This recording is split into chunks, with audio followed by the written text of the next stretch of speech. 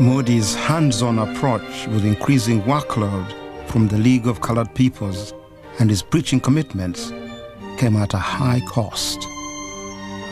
All the committee meetings were held in the home. The work of the League went on from the home. And we as a family, we helped with the office work. I did a lot of letter typing for my father, the secretarial side of the work. So really everything, all the administration of the League was done from 164 Queen's Road. I can remember seeing our dining room table all laid out like a boardroom, and all the notes around, and this is where they would meet, in our home. So yeah, the League was part of our life, really. Intrusive or not, the League's work was desperately needed because even the political elite of the time shared common prejudices about the abilities of black people. I remember I was barely conscious of the black people as an organised political force. Oh yes, one knew of individual distinguished and outstanding blacks. I mean, public adored Paul Robeson or anybody, a black boxer or, But the idea that they could organise themselves, could govern themselves, was something which, even in an advanced circle like mine, was hard to grasp, because it was, well, inherent in one of them, the knowledge that most of them couldn't read and write. So how could they govern themselves? And so it was a vicious circle. You weren't going to help the blacks to learn to read and write, but you were going to say because they couldn't read and write, they couldn't organise their own lives. That was very much the attitude. In 1935, Britain was in the grip of a depression.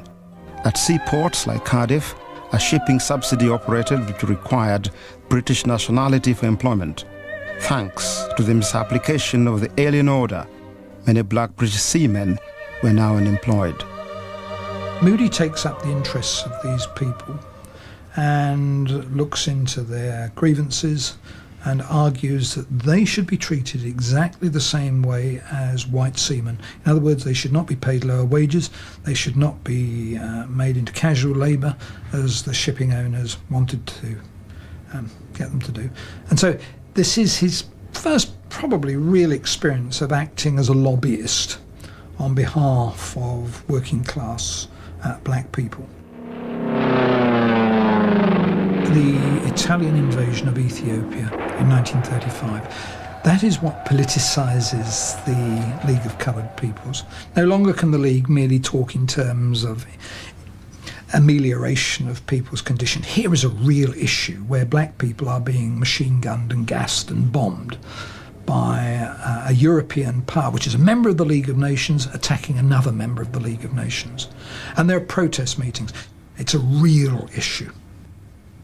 They go into campaign mode to try and deal with this. It's an enormous problem because, after all, Ethiopia is defeated and the Western powers are eager to appease fascist Italy. But what it does do is to give an added Pan-African dimension to the work of the League. March, march, march to victory. March, march, march to victory. We fight land, sea and... This new dimension became increasingly important with the rise of fascism. With war looming, Britain was relying on its subjects in the empire. But if you are a black recruit, you are limited to serving in the non-commissioned ranks. You are no more than an unskilled labourer, a second-class citizen in the armed service. All West Indians will do their share. Moody took up their cause.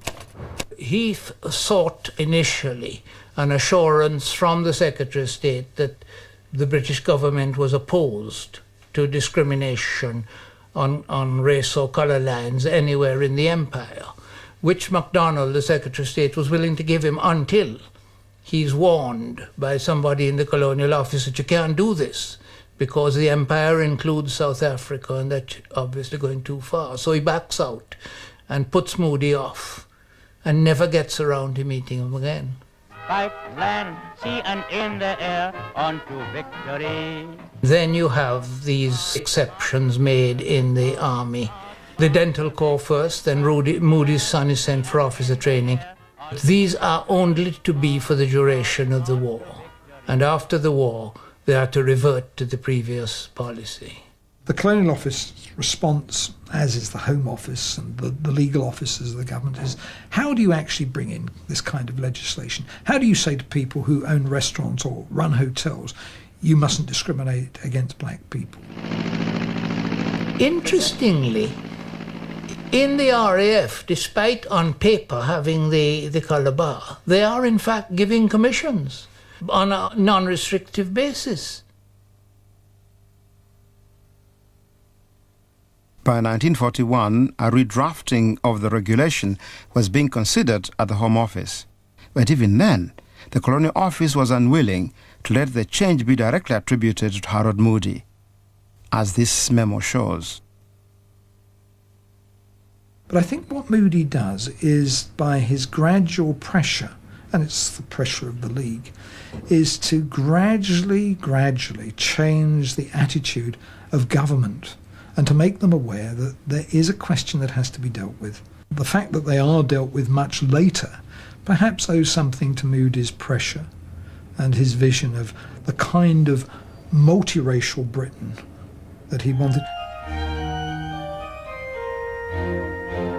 With the war over and many successes behind him, Harold Moody had one last goal to achieve. He wanted to raise £50,000 to build a centre in London for people of African descent.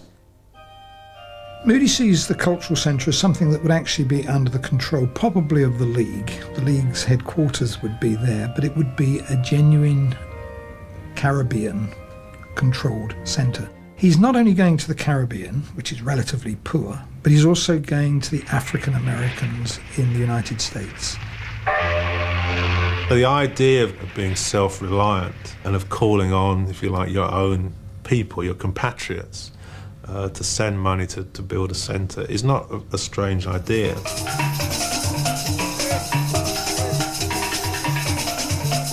When he leaves in late 1946, he says, "I go at the behest of my master." This is a Christian crusade he's still on. That is still his chief objective. And he sees this centre as being a place where students from overseas, visitors, nurses, can have a home, can be relaxed, but also a cultural centre which will attract in white people who will mix with black people and perhaps will not experience the kind of problems that Moody himself experienced as a young student.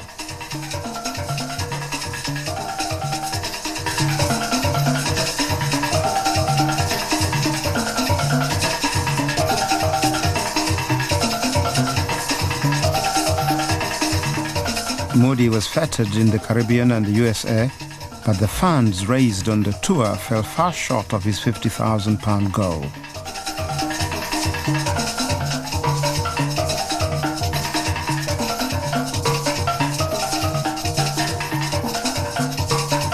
In a way, he didn't have time to appreciate the disappointment because he died so soon after he returned. He came back ill. He came back off the ship with, and coming back with influenza. And he had cardiac failure, and so he only lived, I think, something like a week after he got back. Swing low, sweet chariot. Moody dies in 1947, age 64. I think he works himself to death. He works extraordinarily hard. He comes back from the Caribbean, and within a fortnight he's dead.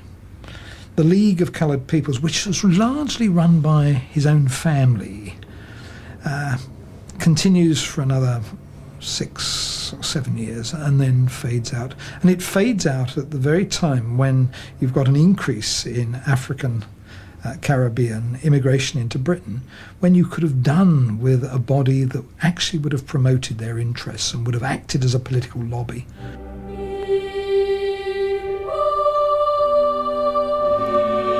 Harold Moody's role as the figurehead of the League and his dominance of all its campaigns meant that after his death, none of its other members were capable of stepping into his shoes. Even today, though, the League of Colored Peoples remains the most successful and longest-running black campaigning organization in black British history. Swing low, sweet child.